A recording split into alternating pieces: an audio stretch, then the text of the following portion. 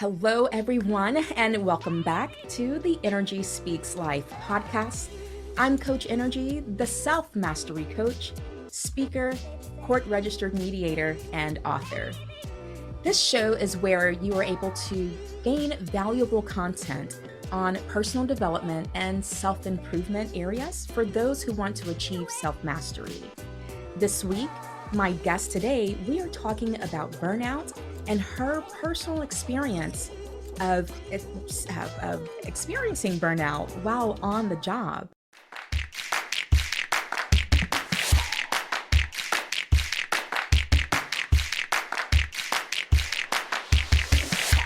Please introduce yourself to our listeners and just let us know your information, your experience, or your knowledge with the topic that we are discussing today. Well, I'm incredibly grateful to be here and to be able to talk to you about something that I think a lot of people go through and don't always know how to talk about it. Don't talk about it at all. Feel a lot of shame around it. I think it happens to the best of us, and it's all about how you handle it. So, like you said, my name is Shannon. I have a very interesting career path, which I think is part of this story because I don't think I'm a person that people would think would experience burnout, much less somebody who might admit it. So I actually have a master's degree in counseling, bachelor's in psychology, and wanted to work with adolescents. That was my career choice. I wanted to make sure that I was saving the world. When you asked me when I was a kid what I wanted to be, I would tell you a pediatric surgeon. I would tell you a teacher. I would tell you, all these things that are out there saving the world. And legitimately today, I think I'm still trying to save the world in one way, shape, or form. So I started working in group homes at the ripe age of probably 22. Finished my master's degree at the ripe old age of 23. Looking back now at the age of 48, I'm like, wow, man, you've done a lot. And did that work for about 5 years. And I can tell you, it is still to this day the hardest job I've ever had. In those 5 years, I experienced a lot of things that my education never prepared me for. I had a young man, one of the young people that lived in our care, go home for Christmas and was shot in a drive-by shooting in his front yard.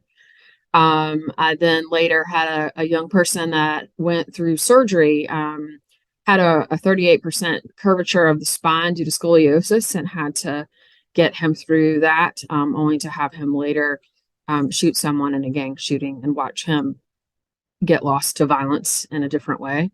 And then had another kid shoot himself accidentally while high holding a Glock 40. And that was all before the age of 27. So I burned out from that job, I think, for all the right reasons.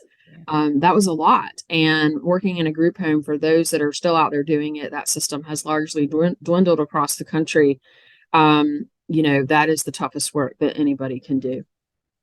I left there and went to a local county agency working in alcohol and other drug prevention, intervention, treatment, and recovery.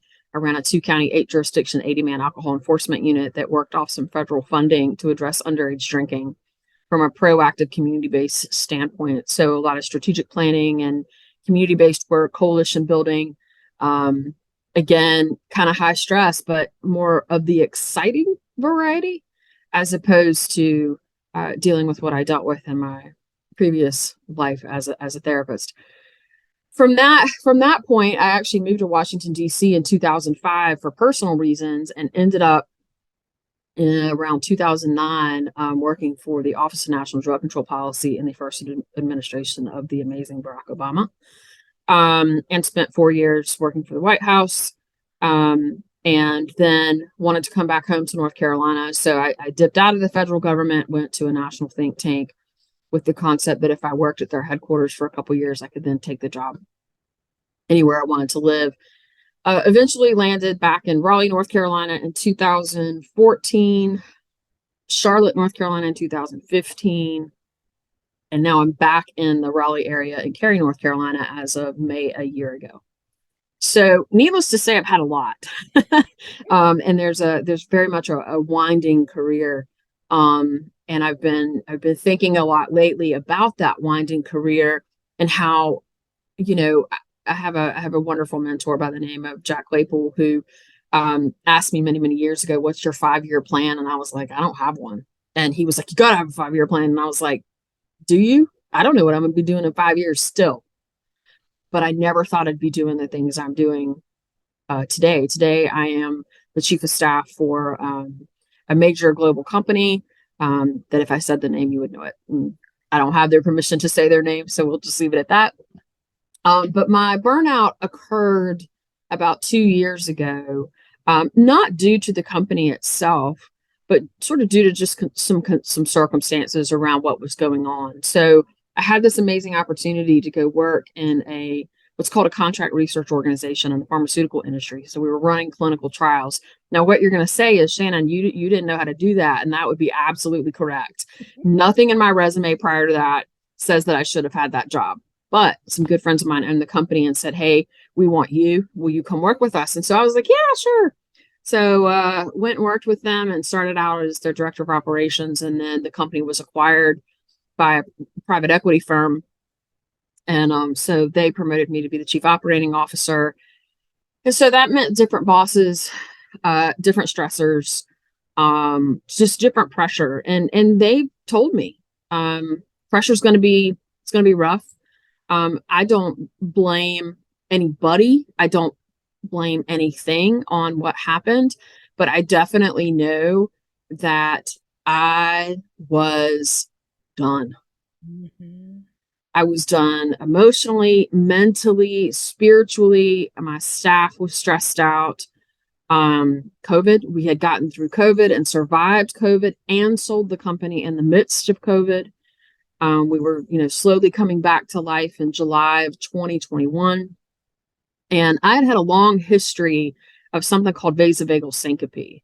And on top of that, I have 3 autoimmune disorders. And so anybody out there listening who has autoimmune disorders, that's just your body's just stressed when you have autoimmune disorders. And so the slightest tweak in your diet, your stress level, anything can really sometimes set your autoimmune issues off and make them worse.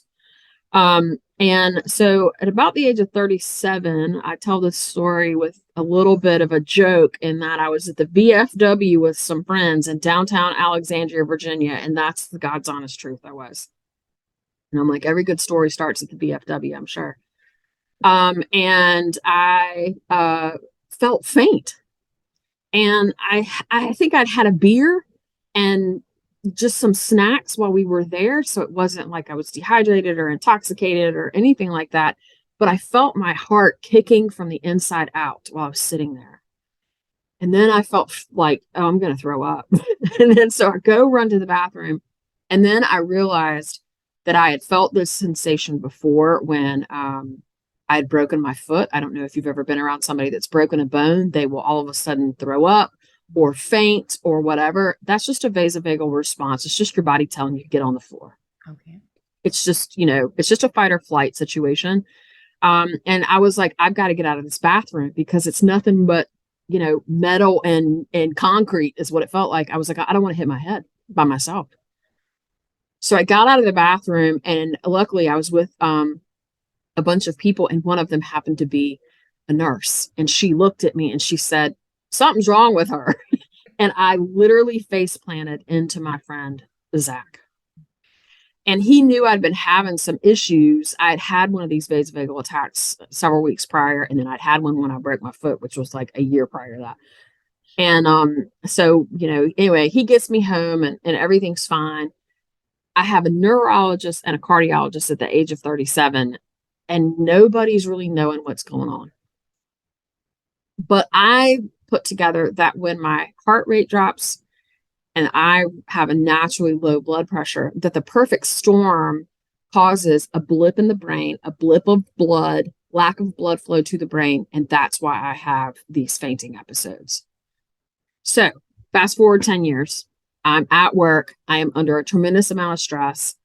I am really in my gut at that point, making the decision that I want to leave this company. And I love my friends who run it. And I even love the guys that bought it. I love my staff probably more than I should. I'm an Enneagram 8. I don't know if you know anything about the Enneagram, but I've been studying it for many years. And as an Enneagram 8, I'm always rescuing the underdog. I'm always looking out for other people. I'm always, I probably take care of people more than I should. And it's something that I've definitely had to look at and work on. Um, but to get to when this all started, I walked to the bathroom. I had a meeting that was supposed to start at 2 o'clock. Walked to the bathroom and I just felt myself ping ponging off the walls.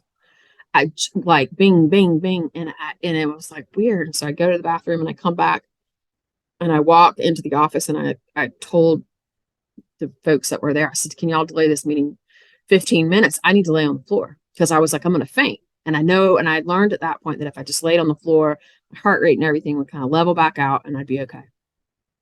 2:15 hits. I get up off that floor, start that meeting like a good COO does. And I immediately knew something was wrong. And I got the meeting started and handed off to the next person that needed to speak. And I hollered for the coworker in the office next to me. I said, get me in my car. And she was like, you don't need to drive. I said, get me in my car. I need to get myself home. I'm fine to drive, but I need to get in my car and get out of here. I get home, call my stepdad. He's a physician. And I said, I am so dizzy that I don't feel safe. And he was like, just get some meclizine. I called a neighbor who actually went and got me some meclizine, took it. It didn't help. And I think I took the next day off, went right back to work, trying to go back into life, do whatever. It subsided a couple, I don't know, maybe a week or so later. I leaned down in my car to get something and stood up and was like, whoa, and just felt this sway take over me.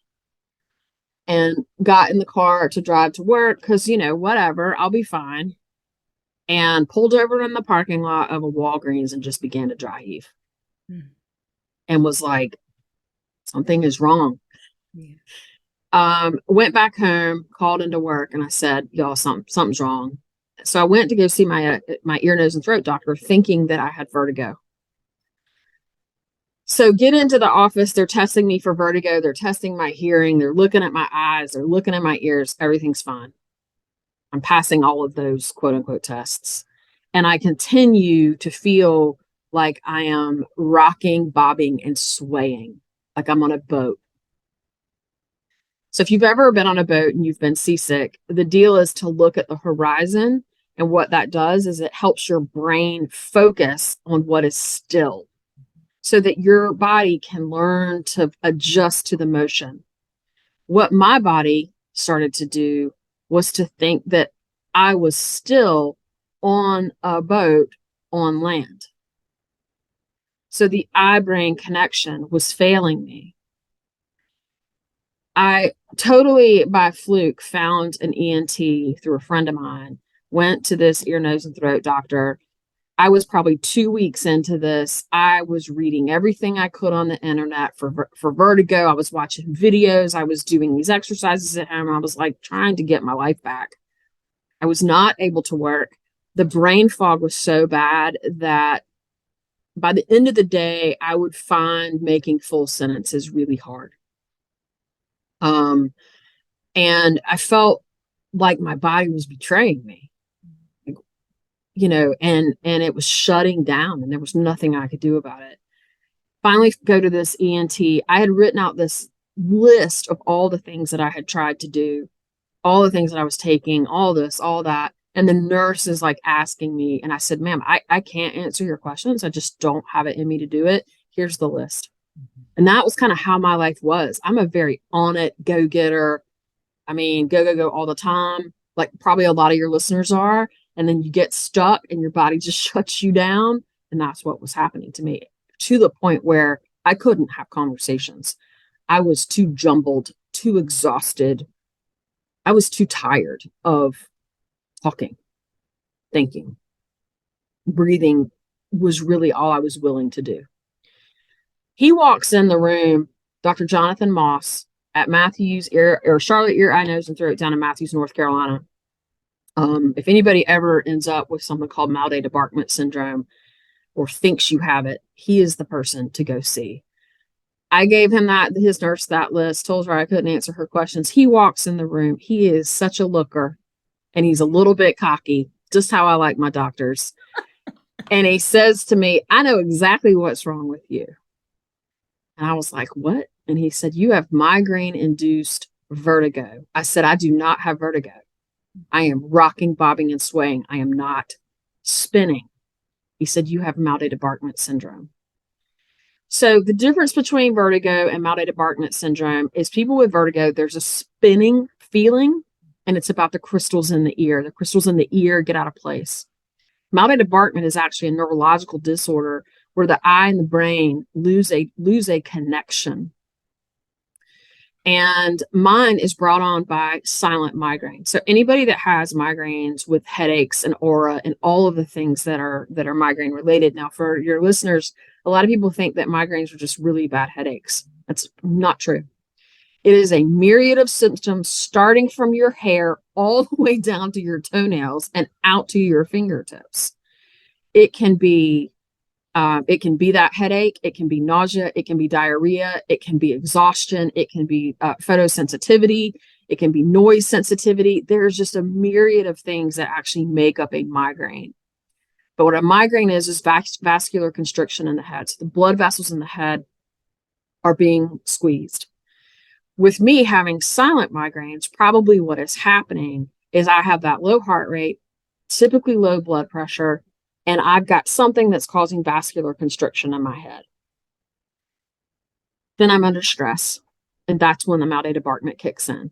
So there are two types of Maudé Bartman syndrome, that is spontaneous, like mine, that is brought on for some random reason, and that is brought on by experiencing passive motions, such as going on a cruise, a boat ride, a long trip on a plane.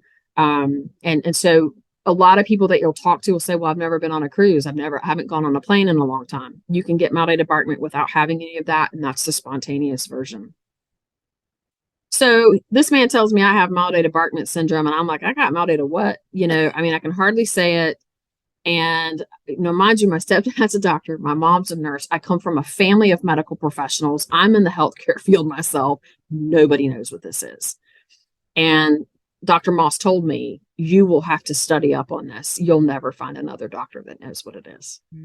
And so now when I go to the doctor, I'm on a medication that Dr. Moss put me on. He told me it would take 90 days for it to kick in. And by 5 days in, I was calling him, telling him he needed to come up with a different treatment plan because there was no way in hell I was going to be able to survive for 90 days because I got to go because my life is stopped. He was like, I told you 90 days. That 90th day, guess what? He was right. Things got a lot better. So there I was. And, as an Enneagram 8, and the Enneagram is really important to me, what I know is that I feel everything in my whole body.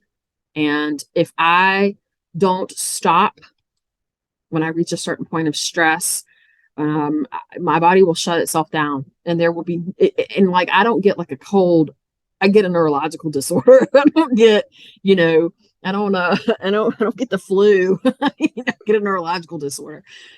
So time and time again, and here I have these 3 autoimmune diseases, my body will give me something that will make me stop in my tracks to take care of myself. I'm glad for the revolution and the evolution of self-care and those kinds of things, because I will tell you, I'm a person who's always felt like self-care was selfish. Yeah, you're like, girl, I'm about to sign you up for some coaching. That's what I'm about to do. You wait till we finish. Because I am all the things that I think so many women try to be in the world today. I'm single, I don't have kids. So it's me. And if the lights are going to stay on, I'm keeping them on. If the food's going to be in the fridge, it's because I put it there.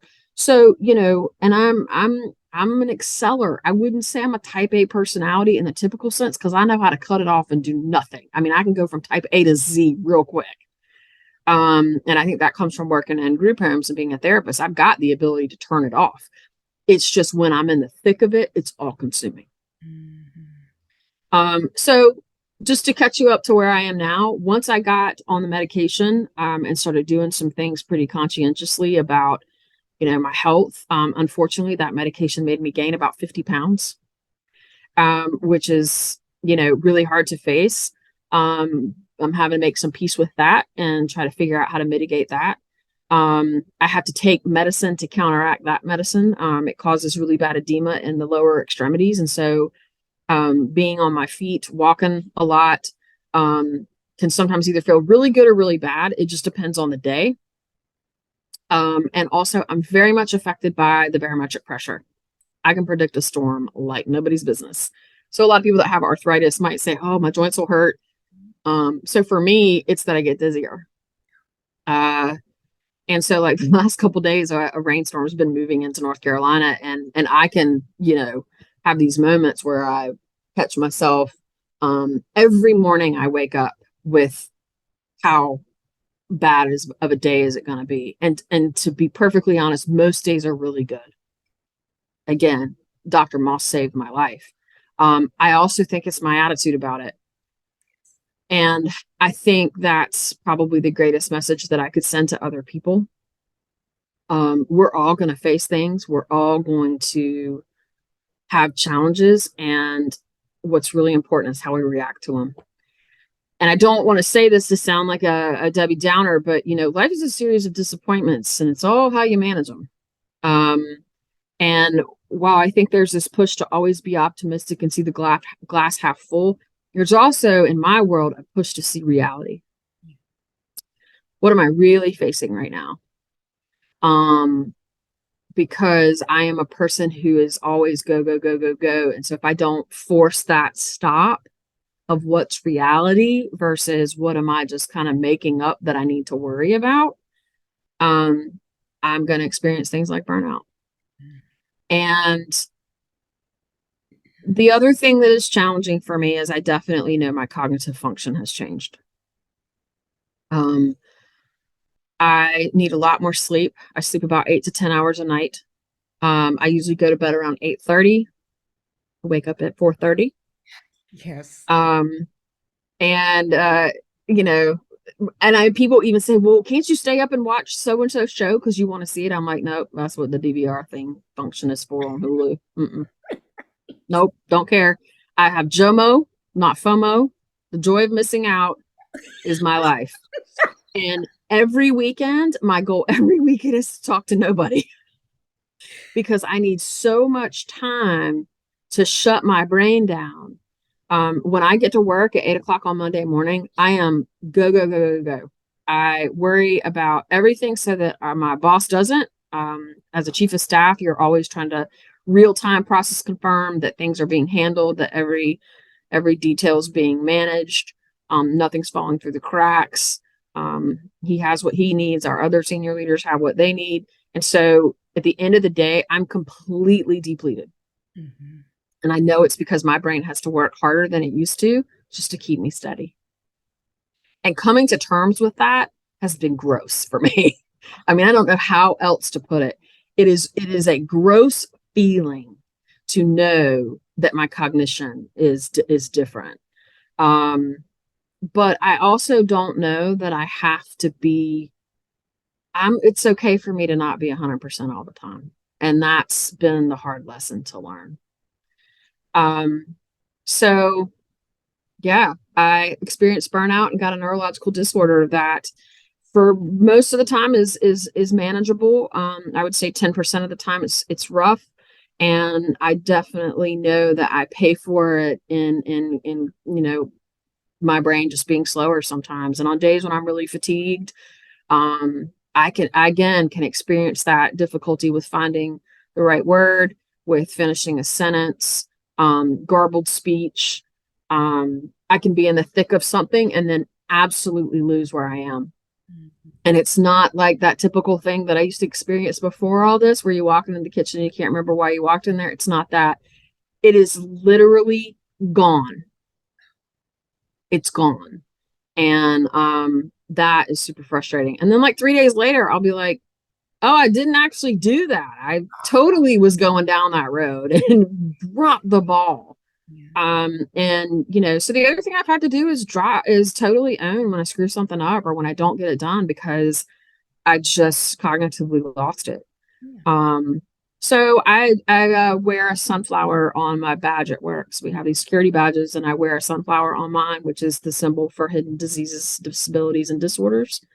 Okay. I also try to speak out on behalf of other people who have hidden disabilities, diseases, and disorders, rare diseases, and to give a voice to this because I'm not afraid to speak up.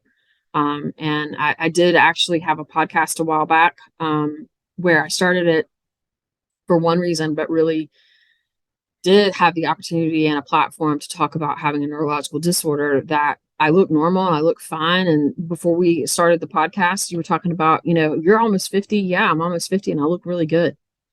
My skin is beautiful. I don't have any wrinkles. Uh, I'm very active and I'm up at 4:30 and I'm killing it before the day kills me is the problem. I mean, I get up and people are like, why you get up at 4:30? And I'm like, because I got to get up before the day kills me. So I guess giving myself a lot of grace and trying to teach and educate people that you never know what people are dealing with.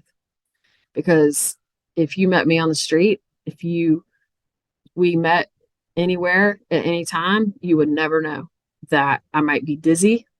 I might be more tired than I was the day before, and therefore looking for words to finish, and the conversation is hard for me. And that I'm not who I used to be 2 years ago.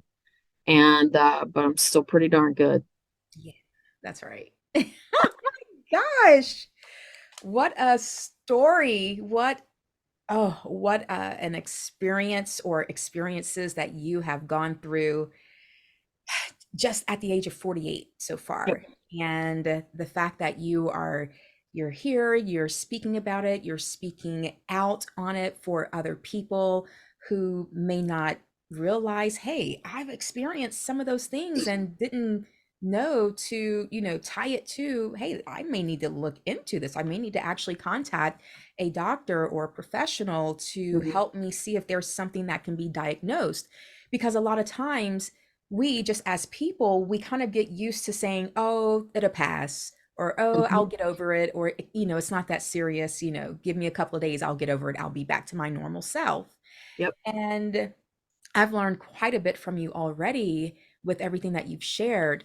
And one of the questions that as you were talking that I wanted to ask you, and whether it's your opinion or just with the knowledge that you've learned over the years, Mhm. what are just some other examples of things that people can do or just tend to do that can trigger burnout? I know it's different professions and all of that, but just random, a few ideas. So, one of the things I'm going to tell you that I noticed about myself right before all of this happened is I started to withdraw a lot. Okay. Um, and I, in hindsight, can say I think there was just this level of exhaustion moving in and frustration. And I'm not a person that identifies with my feelings very easily. If you know anything about the Enneagram, you'll know the eights absolutely are terrible at that. It's not that they're not there, it's that I don't access them because they're too powerful and they scare me. And, I think that we live in a world that is, we're supposed to be perfect. I mean, social media doesn't allow us not to be. And I think that as the woman that I had grown to be and had molded myself to be, I mean, look at that career. Hmm. I've always managed and directed things. I've always made things go. I got a job at the White House. I did this. I'm just supposed to go. And the truth is, at the end of the day, I'm just a human. And I think that when we don't acknowledge that we're tired, when we don't acknowledge that we're running it into the ground for no good reason, when we don't acknowledge that we don't have to have it all, you can if that's what you want. But it's really not. I don't have to have it all. I've never had it all and I'm probably not going to. And I'm okay with it. But I can tell you the pressure that I put upon myself is greater than any pressure that anybody else could put on me. And so I imagine women that are out there working full time, hustling, doing all the things, and raising a family, and being married, and in the church and in the community. That that makes me like get the hives, right? Just sitting here. Yeah. I don't have a lot of those things in my life, and it was too much. And I think we get to curate our lives. And if you're saying yes to things that you don't want to say yes to, please stop. Yes. That is not wholehearted living. And that is not something that I don't want you here if you don't want to be here. And I don't think that we should have to show up in places we don't want to be, just to keep somebody happy or to keep some kind of facade going. Um, I think truly living into our greatness is also learning the art of doing nothing and being okay with it and having the people around us be okay with it. I don't think anybody in my life would look at what happened and call it burnout. It was burnout. It was 100% burnout. I was dead in the water. And I'm paying for it still. And so, I don't know if that answers your question, but I certainly think this drive that we have that's false to just press through is so misdirected and misguided. Yeah. Yeah, absolutely. And what you shared, I took notes as you were talking, definitely did answer the question and was helpful. And these are just some things I'm going to repeat a few of them for those who are listening, just to be mindful of. So, if you start feeling a sense of exhaustion or you start seeing yourself getting more frustrated, maybe more than usual, if you start seeing yourself withdrawing, Mm-hmm. or also just this one may be difficult, but just not acknowledging being tired. And to me, all of that is kind of, I can put a bow on that by saying, listen to your body. Your body will literally tell you exactly what it needs, or what it needs more of, or what it may need less of. Mm-hmm. And unfortunately, a lot of us don't listen to our bodies because we feel that our bodies are going to have us feel or look weak if we Mm-hmm. stop, if we don't keep going, if we don't finish another few hours of Right. work. And Right. And I'll be telling I'm very strict about an 8-hour day. yeah, Now, if I've got to get up early and be at work early one day a week, like I had to be at work before 7 o'clock one day this week, that's fine. okay. Totally fine. I'm gonna manage that. 8 to 5, I'm out. Mm-hmm. I take an hour at lunch. I often leave my workplace. Um, and I have a very flexible workplace that really does value, people doing what they need to do to stay mentally and physically healthy. I want to go back to one thing I said about the withdrawing from other people. I would say that if you find yourself doing that, it's not that it's a bad thing. It's just sometimes we need to shut down. And if you've got a bunch of people in your life that can't handle silence or inactivity, like, let's say you married somebody who just can't be a couch potato, like, he or she gets up and they're like, taking off before they've even brushed their teeth. That's fine. They can keep doing that. But, I think we got to create safe spaces for us to veg, to do whatever it is you need to do. I don't know if it's knitting or cleaning or whatever your thing is that you need to do to just be in this and nurture this. Sometimes I just need to take care of my house. Mm-hmm. Sometimes I need to just go walk my dog. It's not necessarily always just sitting and doing nothing, but a lot of times for me, it's no conversation. Mm-hmm. I need to let my brain turn off. The other thing I do is I get in the bed at 7 o'clock every Sunday Nice. and 7 p.m. every Sunday. And I will read or just sit there and hold the dog or stare at the wall or watch TV or whatever. But on Sundays, we go to bed early, Mm-hmm. early, early. The geriatric hour. We eat like dinner and bedtime might be the same time. And it's okay because any deficit that I created in the weekend, I'm gonna get it back. Yes. Um, I think it's just resting is really hard for us to do in this environment. And to be honest with you, there are days where I miss how the world had to slow down during the pandemic because we were forced to not do a lot of things that we would normally be doing. And I'll tell you, I was built for that pandemic. I Mm-hmm. loved it. Me too. I was like, oh, we get to stay in the house Right. and not see anybody. We haven't seen anybody. This sounds like heaven. Right. Um, but I will tell you, I was also the first person to go back into my office. Mm-hmm.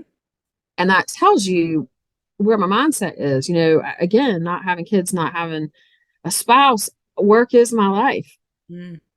Not smart. Been working on that for 2 years too.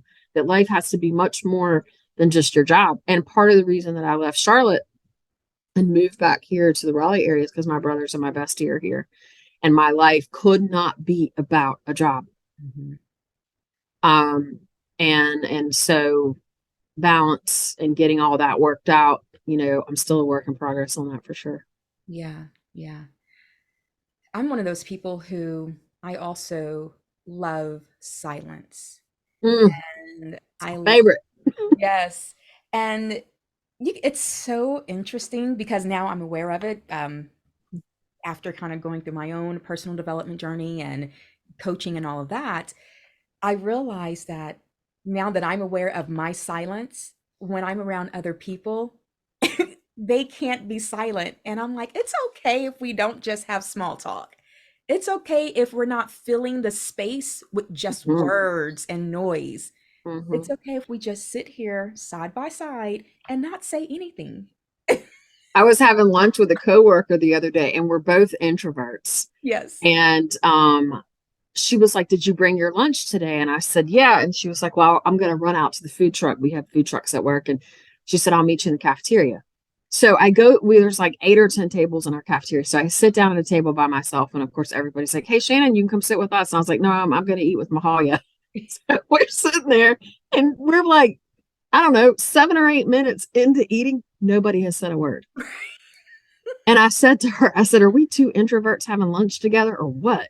She was like, "Yeah, I don't want to talk." And I was like, "Me neither." So we just sat there and ate in silence. It was fantastic. Yes. It was fantastic. And I feel very comfortable with her doing that. There's also another coworker of mine, and he readily admits he's not good at small talk. He just wants to come in and just get down to business. And so, and I was like, I'm not good at it either, really. It's just filler, and I don't have time for filler.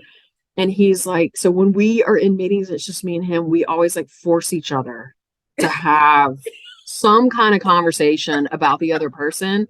Because we're like, and then we can just not do this if we don't want to. But we try, we try. We try. But yeah, silence is golden, Yes, it is. And I was reading something yesterday about, there's all these lists like, I don't know, the 10 habits of highly effective Okay. people. One of them's get up early. And I'm like, well, I nailed that. Okay, I got it. Yes. And then one of them was sit in silence for 10 minutes. And I was like, wow, I wonder if I do it for 10 minutes. I mean, 10 minutes is a long time, but I am going to start doing this and set a timer and sit there in silence for 10 minutes and just kind of see what happens. And I want to start doing it during the workday because I wonder if that 10 minutes of silence would give me 10 more minutes in the day of not having to search for the word Mm. that I can't find because my brain's tired. Hmm. And I think if we can slow down in some ways that maybe we aren't right now. I mean, that's a really odd way. Maybe you see me at work for 10 minutes and be like, I got 10 minutes of silence. Don't bother me. Um, but I think it could help. The other thing is, when you are, when you're seeing yourself consciously withdrawing from people, and I think I was very consciously doing it. Like, I cannot people. It's not an introvert thing. I cannot people. Hmm. Um, you got to fight that Hmm. because that's not healthy isolation. That is probably a speckle of depression. And it's probably, it could turn into some real maladaptive behavior. I know it did for me. I certainly had deep, dark thoughts that I had not had before. I go in and out of therapy for all kinds of reasons. I don't love therapy because I am a trained therapist, and so it's hard for me to be in therapy. I also experience a lot of countertransference in therapy, and I have to go to therapy because of therapy. It's a great time. If you ever want to do a podcast on that, call me because I Okay. got a very good story. Okay. But I think looking for burnout is one thing, doing something about it is another, recovering from it is even a different thing. And I still think I'm in recovery. I still think I'm trying to regain my feet underneath me and coming to grips with the fact that I'm not the same and I can't be the same and I won't go back to where I was. Yeah.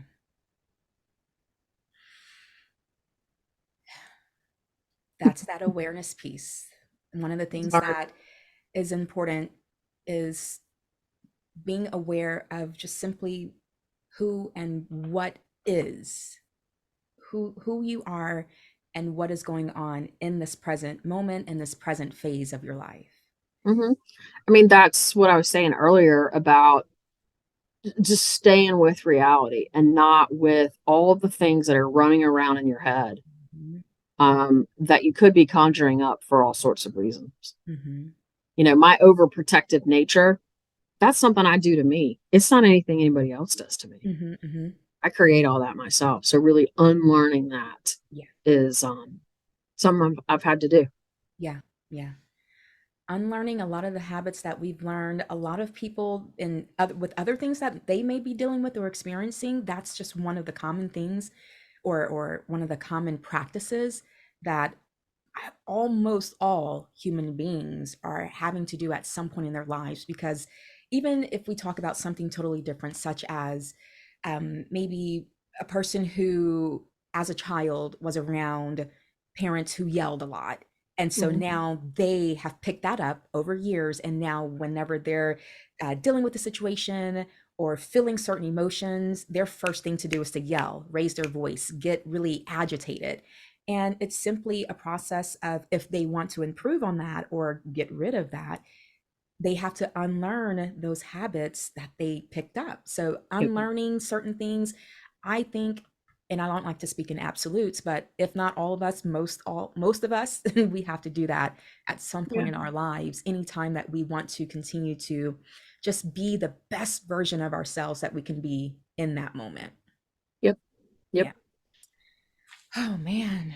Of information. But one thing that I can say is throughout this time of you just talking, your spirit, your energy has been amazing. I know that not every day is perfect. Some days, it may not always be a positive day. You may not always feel, top notch or whatever, or 100%. But I can tell you, just your smile, the giggles that you have, you're able to talk about this and still have that light heart. And I appreciate that. And I just wanted to acknowledge that about you. And I appreciate you just being yourself here. And I can tell that you are very comfortable and you're being yourself right now with us. Yeah. I mean, I you can never predict life. You just can't. That's why you can't have a 5-year plan, in my opinion, because I mean, you never know what's going to happen. The only thing I know is like right now, right Right. now, Yeah. right now, right now. Don't know 5 minutes from now, just right now. Hmm. And attitude is everything. I mean, I know that's so cliche and boring sounding, but because I have such an extensive history with autoimmune disorders, and I have some pretty serious ones. I've got Hashimoto's, which like half the world has. I have vitiligo, which is a depigmentation of the skin. Now, I'm a white person, obviously, so you can't see mine as much, but you certainly can see it if you were in the room with me. And then I also have something called palindromic rheumatism, which is a form of rheumatism that was considered a rare disease when I was diagnosed with it, with less than 250,000 people throughout the world having it. But it's a form of rheumatism that comes and goes. Again, never know when it's going to hit. Woke up one morning with spots on my hands and suddenly I've got vitiligo.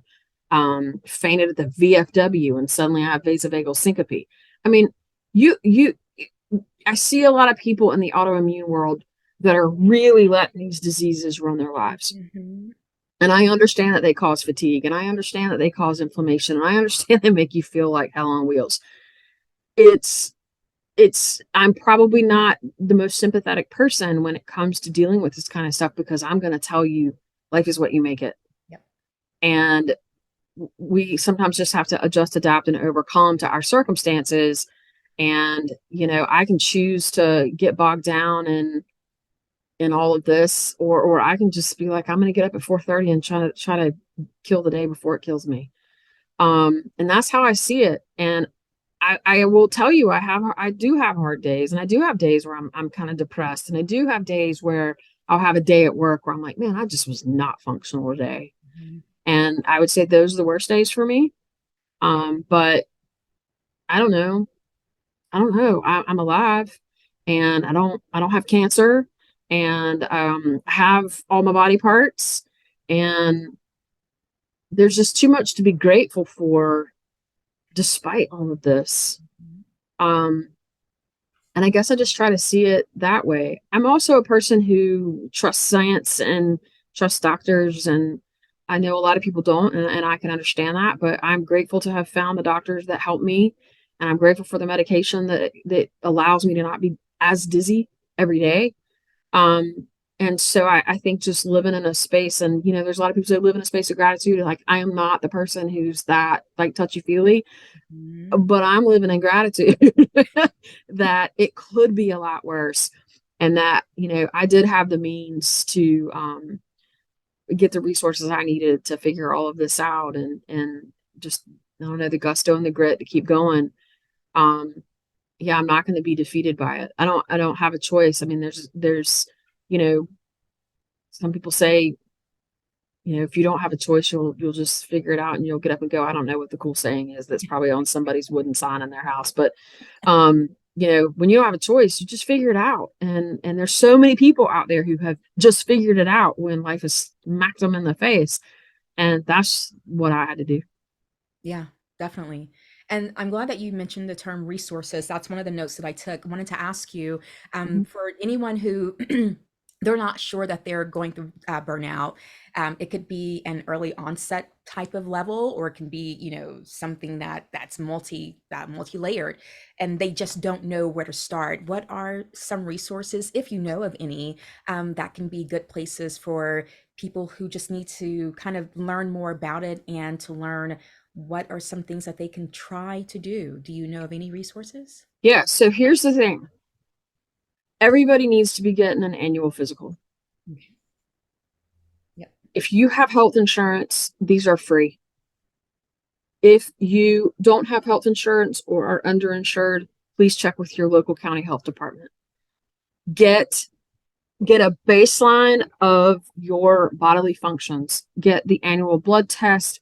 Get all of that under, and don't just get it done and have the doctor tell you that it's fine. Get it done and keep the information year to year so you can start to see if your body's changing. I've got Hashimoto's disease. My TSH has been at a certain level since I was about 15. This last year, it doubled.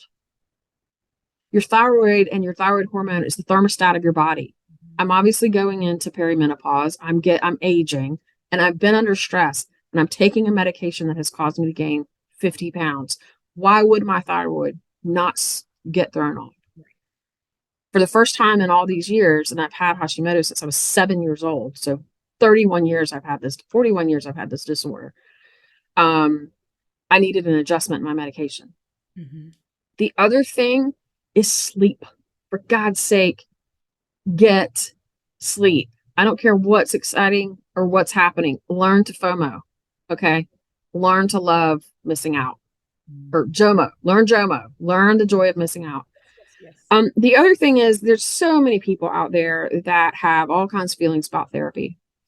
I am a trained therapist. I don't love therapy because typically when I go into therapy, I get therapists that realize that I'm not really all that of a challenge for them. And there's not a whole lot of things they have to tell me to do. Usually you just have to tell me, like, Shannon, just go do what you know you're supposed to. Okay. Can you just please go do, that's a lot of us need. We just need a kick in the pants. We Yes. don't need like somebody to write the book for us. Right. So But I hope people go find somebody. And if you can't afford therapy, I totally get that. Go find a human that you can get on the level with. And what I mean by that is somebody who's not going to judge you, somebody that you can fall apart in front of, somebody that you can bring your uglies to. And if you got to pay them to do that, that's fine. If it's your best girl or guy, that's fine too. But I have an amazing group of girlfriends. I go in and out of therapy as I need it. And I did go into therapy when this happened. 100% did. And I was probably more honest with that therapist than I had been with others in the past. I'm very guarded. And so for me, like I've said, therapy's hard. It's hard for a lot of reasons, but I'm also really guarded. And so, um, I'm not great at therapy. Suck at it. Get a hobby.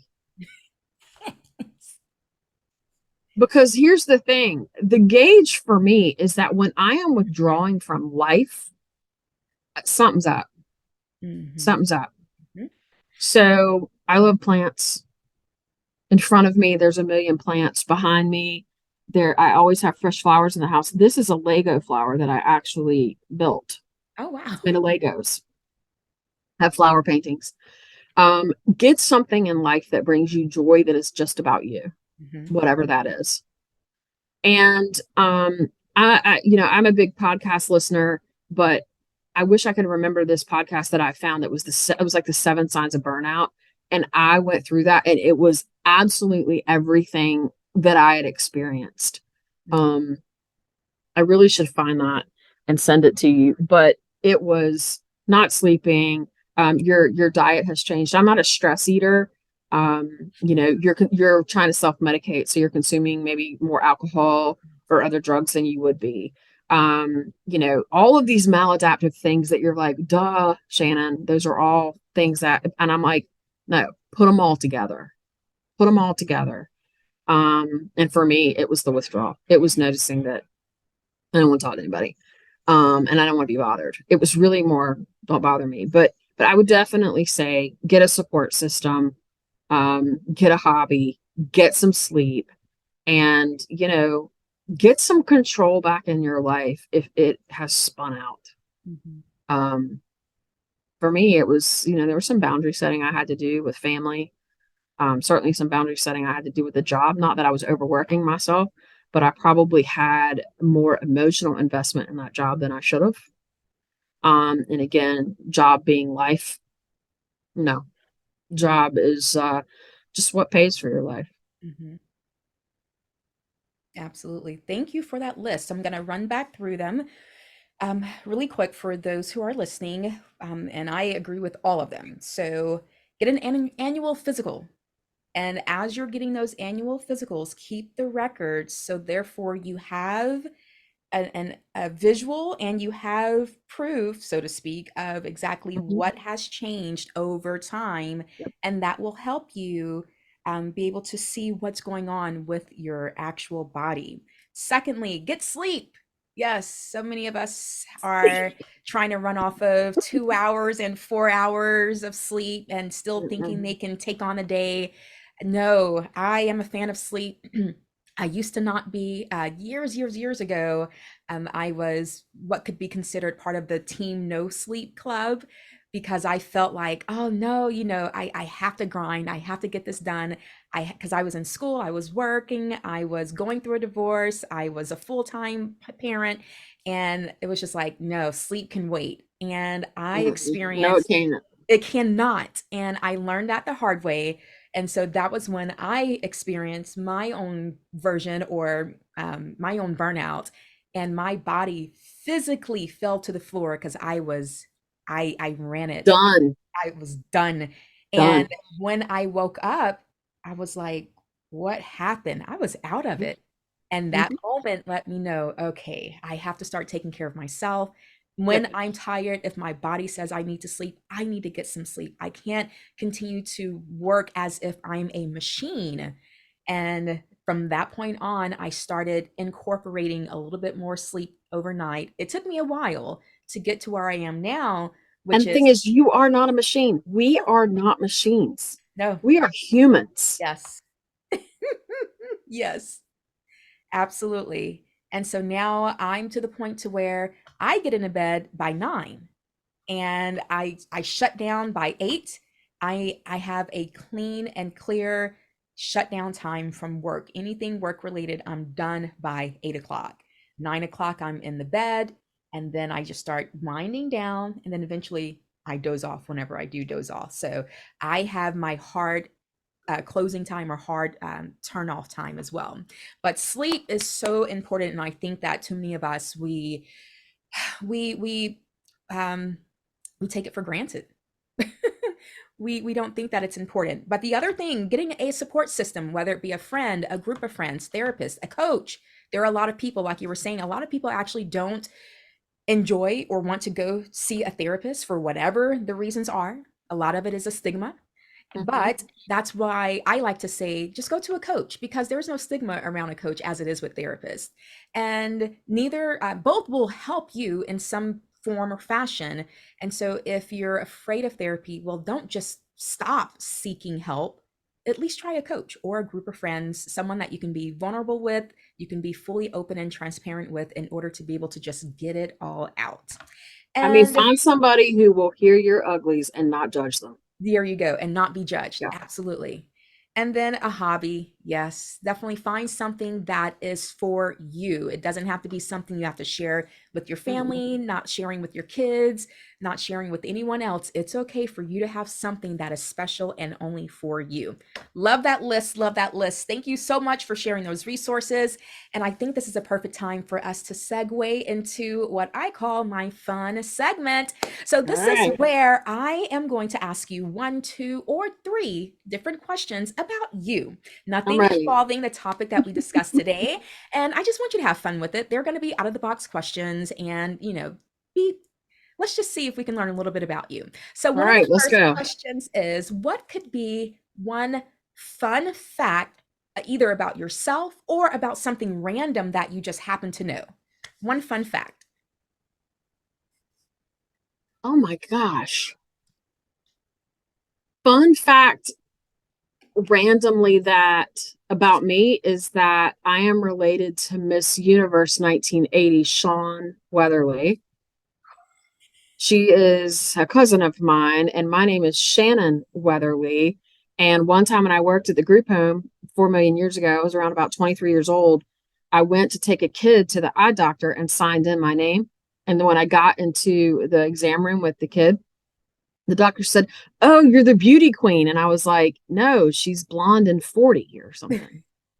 But she is my cousin. Oh my gosh, that is super random. It's super random.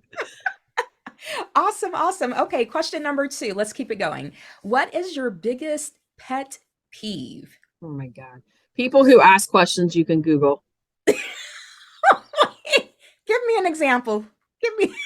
So, so so I love plants. Like I love plants. Like I'm obsessed with it, and I'm in a lot of plant groups on social media so that like I can learn like if a plant has some characteristics about it or whatever. So somebody posted this morning that their friend's dog has been sick lately, and they've been eating this one plant, and it's a very commonly known plant called a pothos. So my snarky butt went and got on the Google and Googled, is pothos toxic to dogs? Snapped a picture of it and posted it in the group. Like, you could have Googled this. And if my dog was sick everywhere, I would be on the Google trying to figure out what was up. Right. It's like when people ask you, what's the weather in California?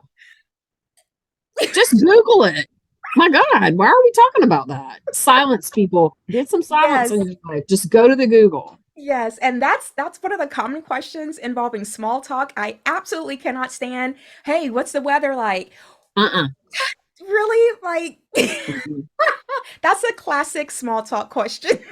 So Just there's this thing called Let Me Google That for You. If you go to Google and type in Let Me Google That for You, what it'll do when you send somebody the answer is it'll type Let Me Google That for You and it'll pop up. I'm serious. Don't ask me questions you can Google. I love it. I love it. Okay, let's do one more. I'm ready. So, let's say okay, so what is your one thing? Now, what I mean by that is, What is that one thing that you use as motivation to, or that extra push of strength to get through a to get through your day, to get through something that's tough? What is your one thing that you now use moving forward in any situation? That I'm gonna get to go to sleep. You think I'm playing? I believe. So there's this whole thing about, oh my gosh, sleep is so important. All of a sudden, it's on every podcast. It's in every health, everything, everywhere. Okay. Um, Sleep for me is not about getting on some bandwagon. It saves my life. Yes. And when when it's 3 o'clock in the afternoon and I'm looking for the right word, like we were talking about earlier, I'm like, God Almighty, I get to go to sleep. Um, so sometimes when I get home, like especially Friday nights, Fridays, I am dead in the water, like to the degree that everybody that knows me, like, don't invite Shannon anywhere on Friday night because she ain't going. And I will not be offended. I don't care if all y'all went. I don't care if you were in my front yard. I don't have to be there because I am tired on Friday. I mean, last night I think I climbed in the bed at 7:30 and turned the lights out. Hmm. I don't care. If I Yeah. wasn't there, didn't happen. Right. What gets me through the day is I'm gonna get to go to sleep, and I love it. Yes. I love Sleep is a wonderful thing. I mean, when you have 2 nights that you can compare of when you stay up late and then you have to get up at a certain time in the morning and you literally have to peel yourself out of bed versus if you go to bed at a decent time at night and then you wake up feeling refreshed and you feel good and rejuvenated and all of that, there's a total difference. Yeah, so people pick on me for waking up so early, even on the weekends. Um, I can tell you that when I wake up, I literally am like, all right, let's get some coffee. Let's go. Yeah. I don't wake up groggy. I mean, I'm a little dizzy. I might ping pong off the wall on the way to the bathroom for a second, but once I get my bearings, I'm ready to go. And it's because I've had 8 hours of sleep. Yes. And I like so many people use a sleep app. I get almost 100% sleep quality every night. Oh, wow. I'm And jealous. I take certain supplements to do that. I very much listen to Dr. Andrew Huberman, who's a neuroscientist out of Stanford, and he has what he calls a sleep cocktail, and it's 3 supplements. And I take them every night. I've been taking them religiously for probably a year or better, and my sleep quality is what I think is so good. So not only do I get to sleep quickly, I mean, it's like 3, 2, Oh, out. nice. Yeah, so many people are like, if I could bottle this stuff and sell it, Yeah. I'd be a bajillionaire. Um, and I used to have that snowball effect, that people get in the bed and they start worrying about everything they didn't do. I don't have any of that Yes. either. Because I get in the bed and I'm dead and I'm tired and I sleep so hard and I wake up at 4:30 and I'm like, all right, let's go. Oh, It's amazing. yeah. Oh man. Yeah, I'm one of those jealous people right now. Because it takes me like 2 or 3 hours to eventually get to sleep. Mm-mm. I'll get into bed at 9, but I may not go to sleep until 11, 11:30, and I'm I'm just telling laying you, there. go Google Andrew Huberman's sleep cocktail. It's a Yes. great resource. It's very well researched. Like I said, he's a neuroscientist out of Stanford. He's got a great podcast out there, but his sleep cocktail has truly helped me improve the quality of my sleep, not just the length of time I'm in the bed, but I actually sleep continuously for 8 hours. As soon as we're done, that's the first thing I'm going to Google. Awesome, awesome. Thank you so much for entertaining us during that little fun segment. Yeah. But I want to go ahead and give you one final word, or allow you to give one final word to those who are listening. It could be something that you maybe forgot to share, or just a nugget, or just something that you want us to take away from everything that we discussed today. Yeah. So one of the things that I really started to think about as 2023 kicked off, and we've survived a global pandemic and we've survived lots of things in the last few years, is that, I think a lot of us who are sort of in these high powered careers and, people who are just trying to hustle their way through life, is we forget that we matter. Mm. And while you know, um, there's a lot of movement about self care and about all of these things. For me, it's just remembering that you matter. You're a human being, and people's view of you and society's view of you and your family's view of you, none of that matters. What matters is that you truly believe that you are a sacred, whole being as you are. And that is regardless of anything that's happened to you. And it is regardless of anything that will happen to you, that you matter. And the first and only person that you truly need to matter to is yourself. I have on my You Matter shirt today. Oh, nice. And I really believe that one of the messages that I try to share with people is I want them to know that I think I matter. Therefore, I think you do too. Yeah. And without that self-respect and that self-love and that self-mattering, I think it's really hard to value other people's lives too. And we live in a society that sees life as this passing, fleeting thing, that is only to be measured by some external success that may have only happened to you by luck, or some external failure that may have only happened to you because of your zip code or your bad luck. And what I want to say is, regardless of anything, you got to realize you matter. And that will help you see that other people do as well. So you matter. You matter to me. I matter to me. Y'all matter to me. That's right. Oh, that's awesome. Yes, I believe that. I receive it, and I hope those who are listening that they are able to receive it too, because you are here for a reason and your presence is valuable, and I also hope that you believe that you matter. Yeah. Thank you, Shannon. Oh, okay. So this is where you can let us know if we can support you. Where can we support you? Or if you have other resources that you want to share, just go ahead and let us know. How can we connect if we want to? Yeah. So for those that are out there wondering if they have Malte Barkman syndrome, we have a rare disease. It is still considered a rare disease, which has certain levels of people that have to have it and that sort of thing. So it's still considered a rare disease. I would certainly encourage you to look to the Malte Barkman Foundation for information. Very easily searchable on Google. And, as far as finding me, the best place to find me is on LinkedIn.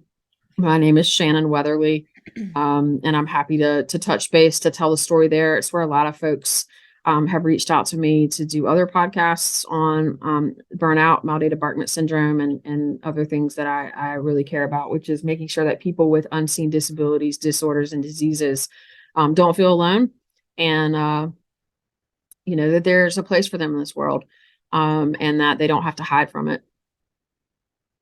Awesome. Thank you so much for sharing that opportunity for anyone to connect with you further. And especially if it's another podcaster, if you have a channel or a platform, consider Shannon as being one of your guests, because she has been amazing today on mine. So that's it for this episode, everyone. Thank you for tuning in.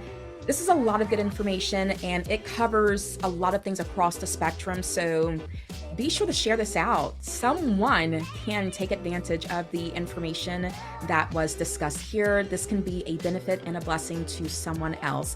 Hit the thumbs up button. Make sure that you subscribe. Also, if you haven't already done so, hit that subscribe button. But this is all for our episode today. Thank you, Shannon, for your time. And as always, just remember, when you master your mind, and when you master your emotions, and when you master your assignment, you can live your purpose and live on purpose. Thanks so much. Until next time. Bye-bye.